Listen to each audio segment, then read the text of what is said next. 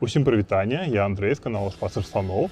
І сёння мы пагутарым пра рэч, якая найбольш важлівая у самалёце.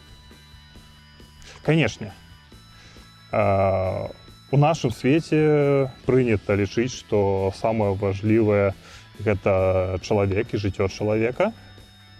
І так, гэта, канешне, пілот, але па-за ім, па-за пілотам, ідзе вольнае месца і сэканомленая вага.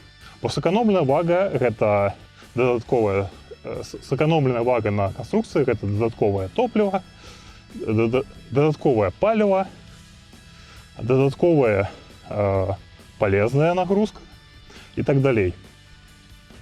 Але я для вас выбраў 3 самалёты. Гэта МиГ-21, МиГ-23 і F-104 Starfighter, на якіх я візуальна пакажу, як недахоп гэтага вольнага месца уплывае на знешні выгляд агрэгатаў і затраты, якія трэба вытраціць, каб пабудаваць, каб спраектаваць такі агрэгат.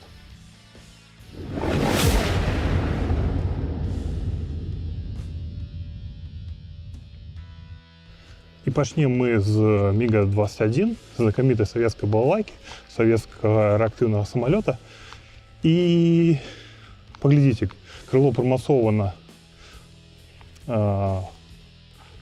прабачце, шасі прымацована да крыла, і гэта дазваляе забяспечыць добрую базу і добрую калею, добрыя параметры шасі.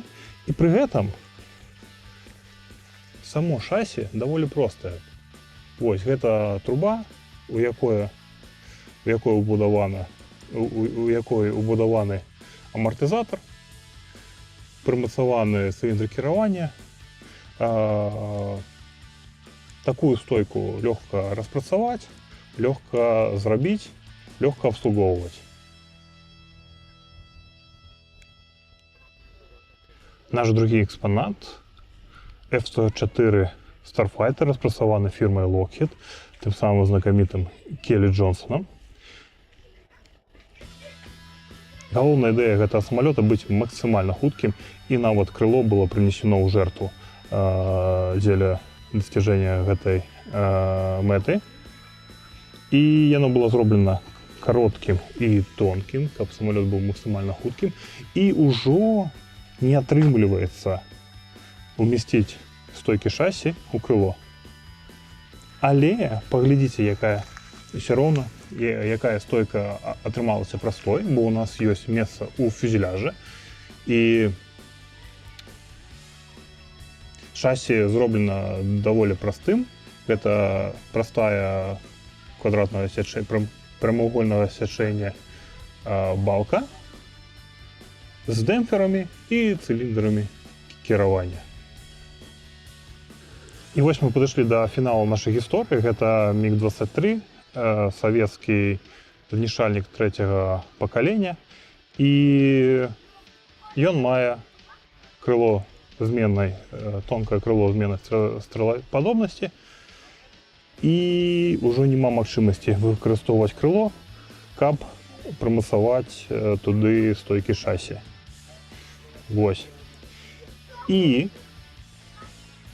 з-за таго, што крыло зменнай стрэлападобнасці, ён мае характэрную канструктыўную асаблівасць. Крыло крэпіцца не проста да цэнтраплана, а тут вялікі бак-адсек, цэльна зроблены, не памятаю, тытану ці нержавеючай сталі. У нас уже няма магчымасці схаваць шасі ні ў крыло, ні ў фюзеляж. І нам нават назад у фюзеляж мы схаваць не можам, бо у нас там знаходзіцца рухавік. І застаецца толькі вось гэты маленькі куточак, у які канструктарам трэба было ўпісаць гэтае шасі, гэтую стойку, пры гэтым, каб захаваць добрыя параметры калеі і базы. І таму проста паглядзіце, якое складанае гэта крыло. Проста колькі часу патрэбілася, каб яго спраектаваць, колькі часу і ресурсаў патрэбна вытраціць, каб яго зрабіць і каб яго абслугоўваць. Бо кожны гэты шарнір, ён павінен быць смазаны, гідраўліка, у данном выпадку гэта пнеўматыка і электрычнасць неяк павінна дахадзіць да кола праз усе гэтыя шарніры. І нават у гэтым выпадку, калі яны рабілі гэта, калі канструктары рабілі гэта шасі, яны умудрыліся у гэтую стойку убудаваць балон з паветрам, паветраны балон, каб яшчэ больш зменшыць вагу і памеры іншых агрэгатаў. І паглядзіце на гэты характэрны выгляд МиГа-23, ён быццам прысядае.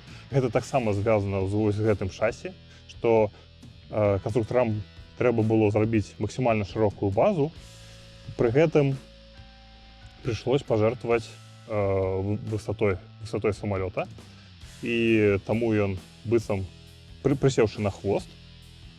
Пры гэтым паглядзіце на падфюзеляжны грэбень.